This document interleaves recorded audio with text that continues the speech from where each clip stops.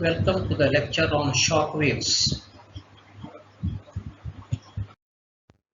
In the previous lecture on shock waves, I have discussed what is a Mach number, then a distinction between the different waves, shock waves, what are shock waves, what are the different properties of the shock waves, then control volume, then basics of conservation laws.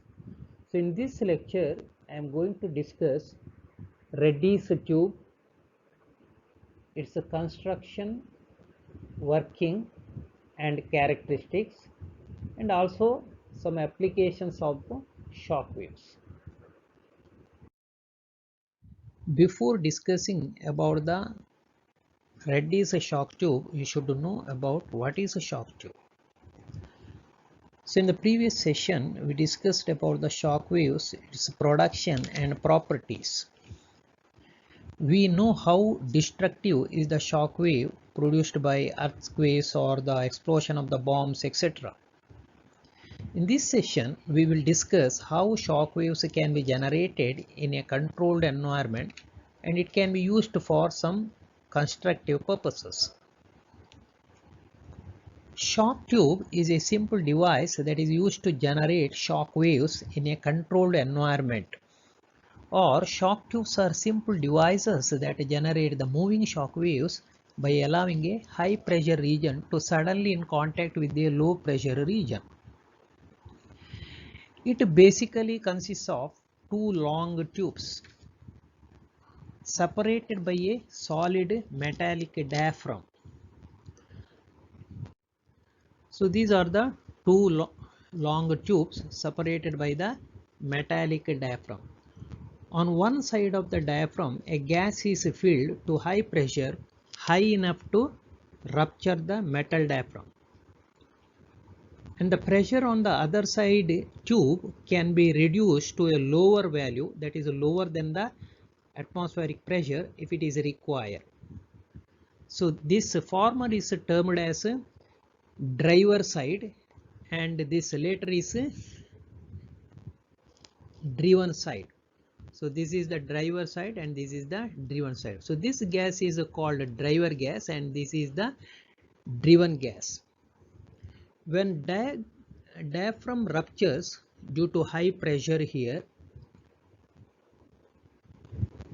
it generates shock waves that moves along the driven tube, thereby increasing the pressure, temperature and density of the driven gas. So this shock wave can be used for some useful purposes.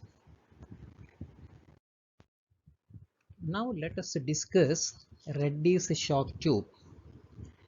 A Reddy's tube is a miniaturized version of a shock tube first thought of and named after Professor K.P.J. Reddy of the Indian Institute of Science, Bangalore. So Reddy's shock tube is a hand-operated shock tube capable of producing shock waves by using human energy. It is a long cylindrical tube with the two sections separated by a diaphragm. Its one end is fitted with a piston and the other end is closed or open to the surroundings. In the first version, he used normal medical syringe, a plastic sheet placed between the syringe, that is the syringe part and the needle part, which constitutes the diaphragm. It is hand driven, in which the plunger acts as the piston, compressing the air until the diaphragm ruptures. The shock wave is formed in the needle and comes out at the end of the needle. The syringe version of the Reddy's tube is only demonstrative instrument. Later, the modified version of the Reddy's tube was constructed. So let us discuss about this particular Reddy's tube. This is the Reddy's shock tube. Now let us discuss the construction of Reddy's shock tube. So Reddy's tube is a hand-operated shock tube used to produce shock waves by using human energy. Here human energy is used, so no mechanical energy is needed to operate this particular Reddy's shock tube. It consists of a cylindrical stainless steel tube of about 30 mm in diameter and length 1 meter.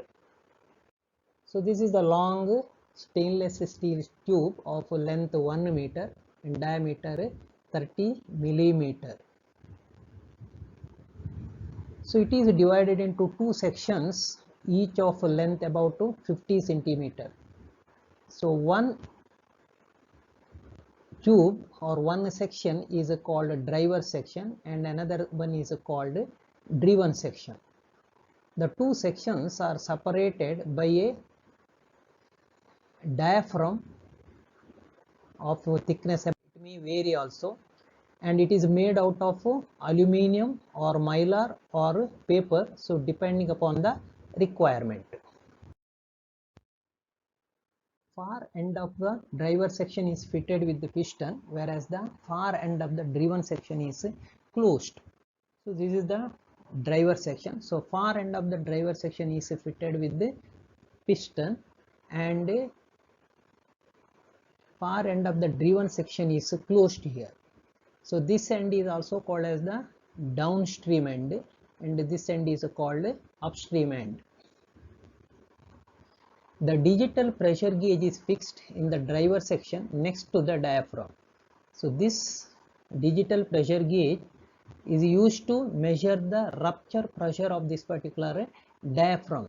That is, when this diaphragm ruptures, just before it ruptures, this pressure is measured here. So that will give the rupture pressure of this particular diaphragm.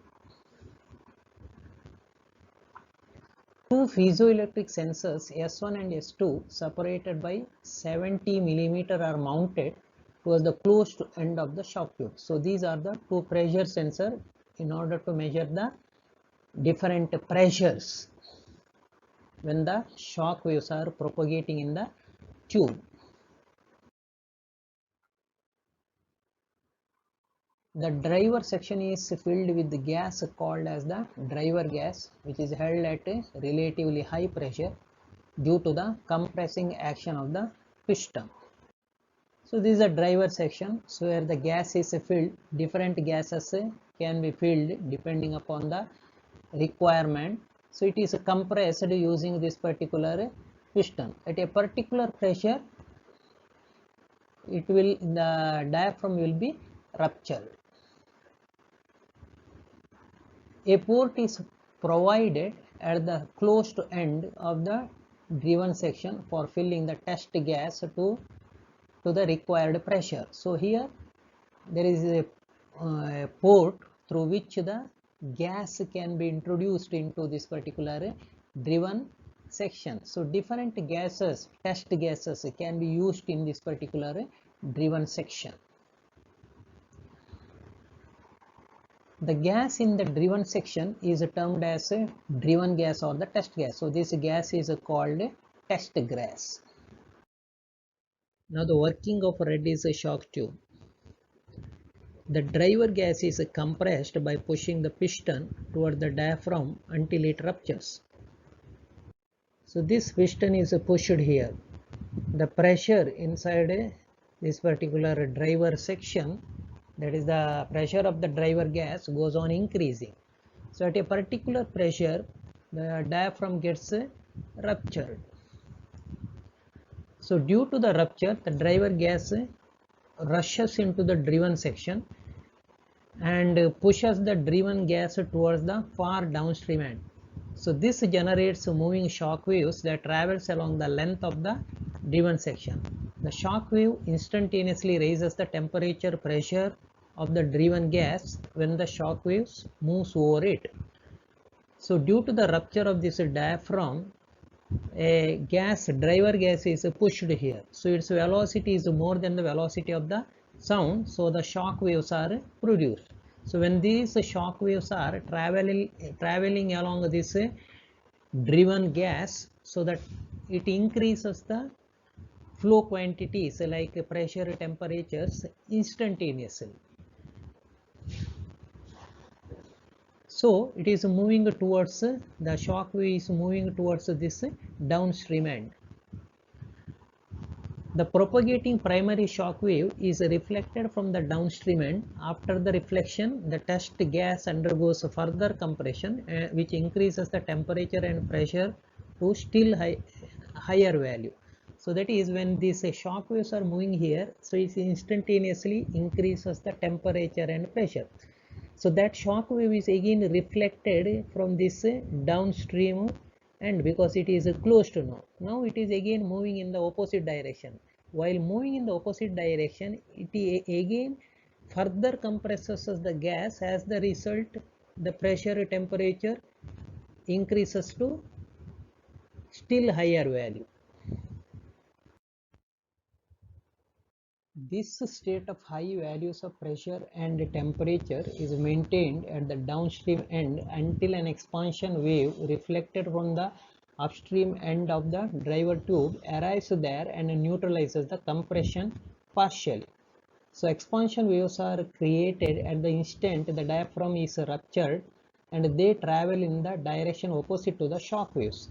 When this diaphragm is ruptured, both shock waves and expansion waves are produced. These shock waves are moving in this particular direction and increases the temperature, pressure in this particular region. So these expansion waves are moving towards the downstream end, and they are reflected from this downstream end or the piston. So then they are moving in this opposite direction. So they neutralize this particular shock waves, as a result of which the temperature, pressure or the density will be decreased. So the period over which the extreme temperature and pressure conditions at the downstream end is sustained is of the order of a few milliseconds. Only for few milliseconds the temperature, pressure, etc. will be increased in this particular downstream end. The pressure rise caused by the primary shock waves and also the reflected shock waves are sensed as signals by the sensors S1 and S2 respectively, and are recorded in a digital cathode ray oscilloscope. So the pressure rise by the primary as well as by the reflected shock waves are measured by these pressure sensor, and they are connected to the CRO. So CRO will record all these pressure changes. So from the recording in the CRO, the shock arrival times are found out by the associated time-based calculation. Using the data obtained, Mach number, pressure and temperatures can be measured. So here pressure can be measured directly from the CRO. So the time taken by the shock wave to travel from S1 and S2 can be measured. So the distance is known, so distance divided by time will give the velocity. So by knowing the velocity of the shock wave, the Mach number can be measured. So this is how this Reddy's shock tube is used to measure either Mach number or pressure or temperature. So this Reddy's shock tube is capable of producing Mach number of about 1.5.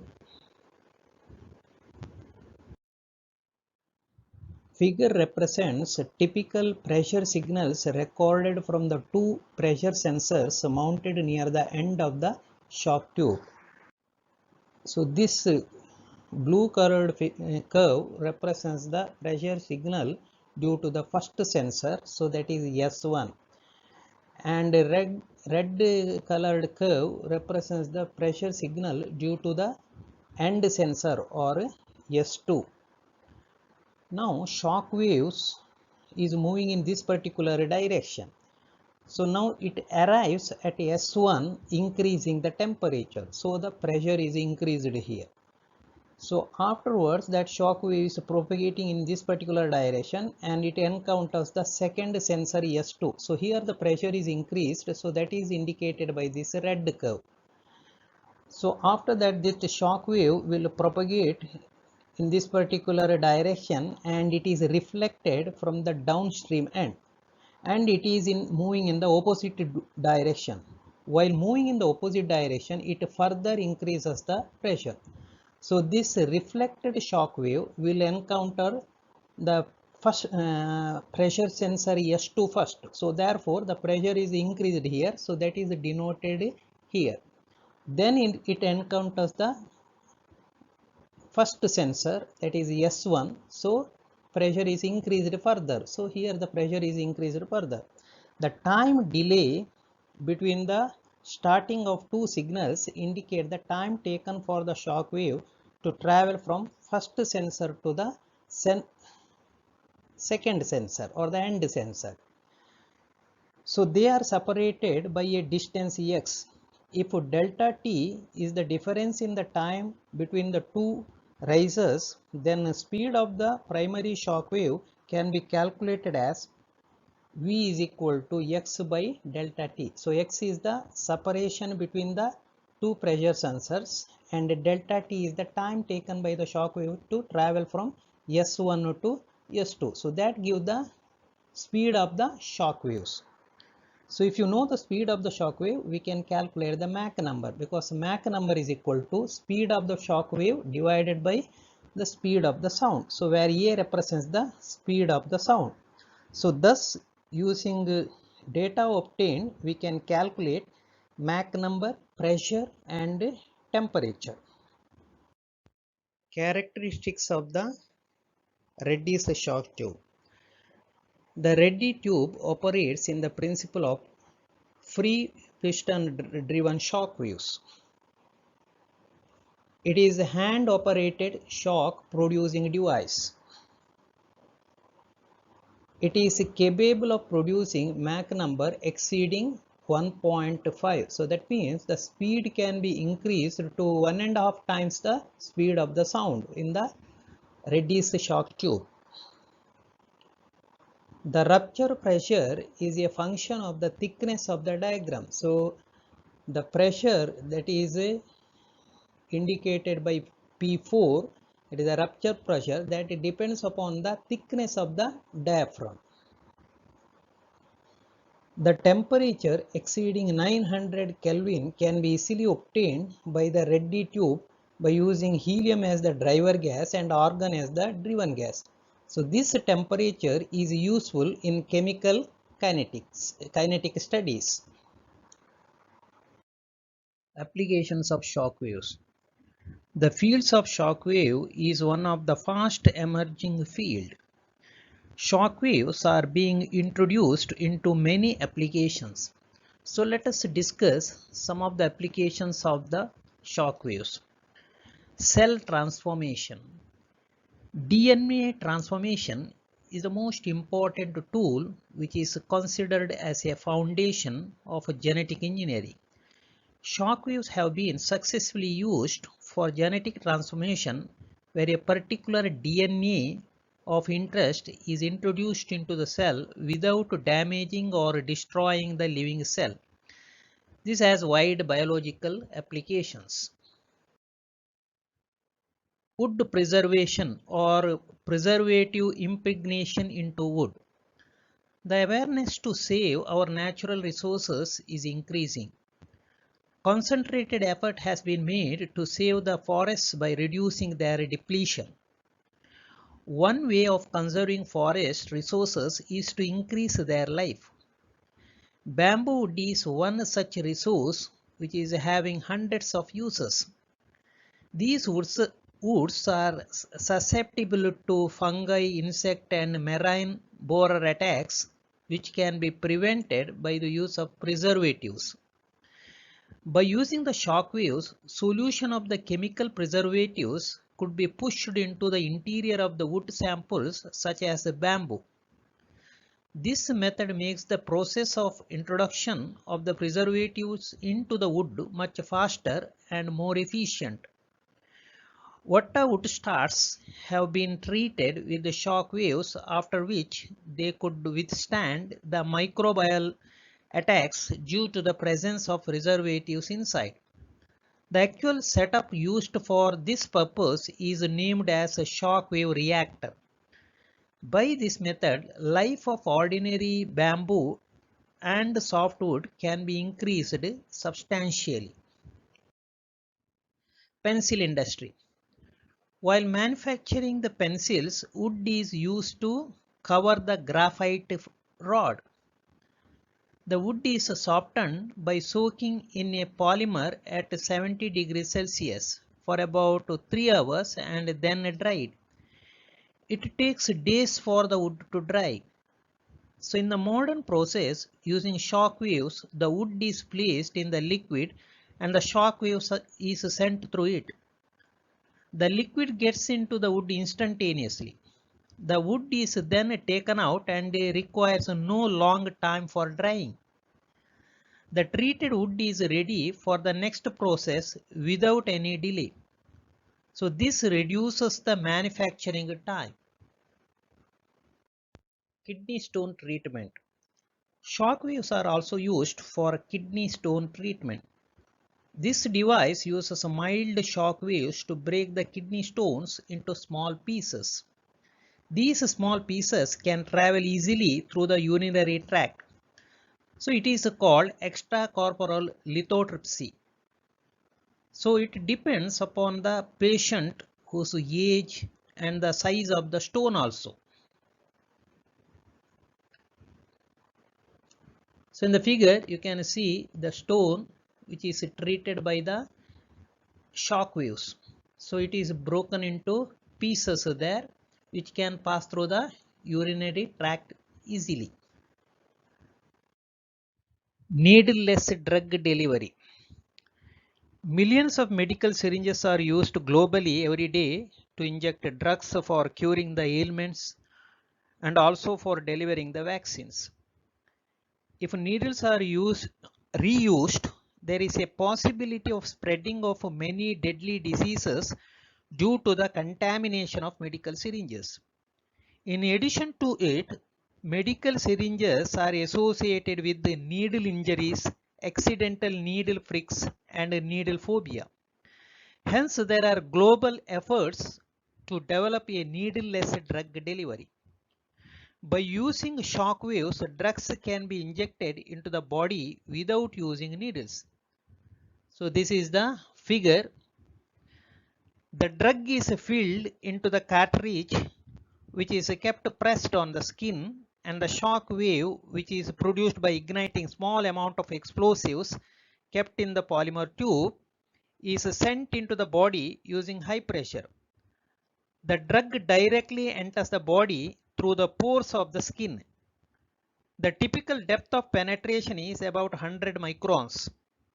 In this process, patient does not experience any pain, unlike what happens in the conventional needle prick injection. Treatment of dry borewells. Shortage of water is the issue of concern in many parts of the world. One of the major sources of water is the groundwater pumped out using deep borewells. So these borewells often gets dried or yield poorly over a period of time. This is mainly due to the seepage routes of the borewell are blocked by sand particles. It is now possible to rejuvenate low yielding borewells with the help of a shock waves.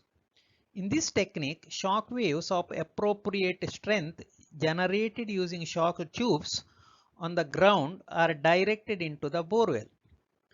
The high pressure behind the shock waves traveling into the borewell acts normal to the walls of the borewell and helps in clearing the blocked water channels and thereby allowing the water freely into the well.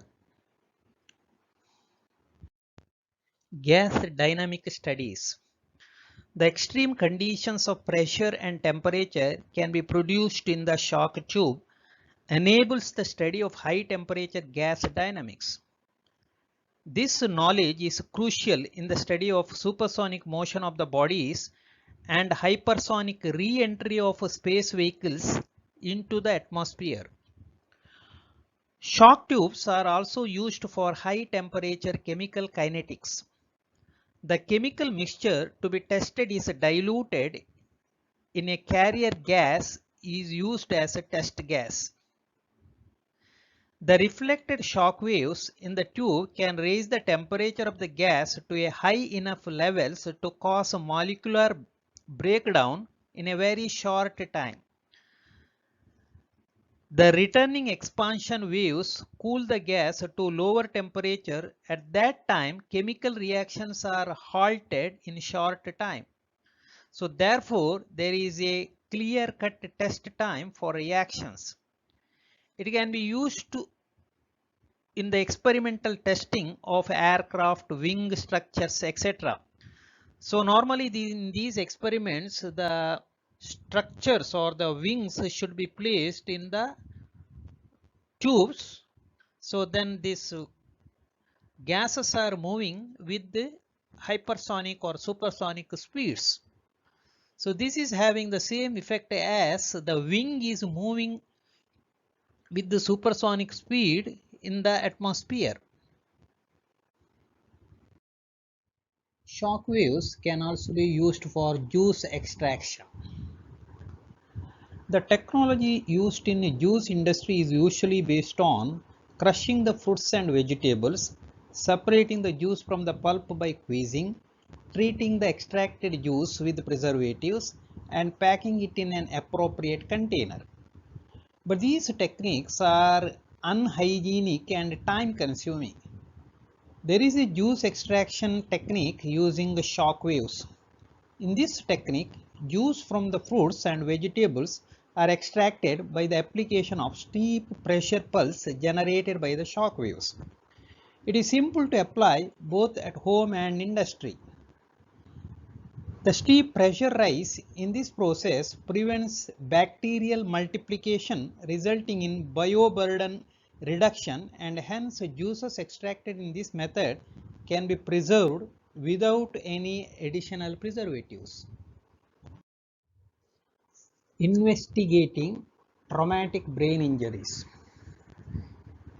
Traumatic brain injuries occurs normally with the soldiers who are exposed to blasts produced by the explosive devices. People who suffer from this injury have significant memory loss, behavioral disturbance, and severe headache. These problems can be studied in the laboratories. Majority of these studies have used shock tubes. These shock tubes produce blast waves producing overpressure, just like blast-induced brain injuries in the experimental animals. Most of the time, rats have been chosen as the test animals. Animals are watched for behavioral changes after the exposure of shock waves.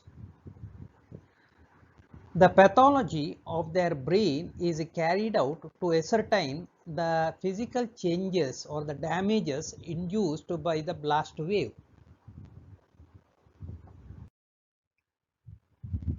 Thank you.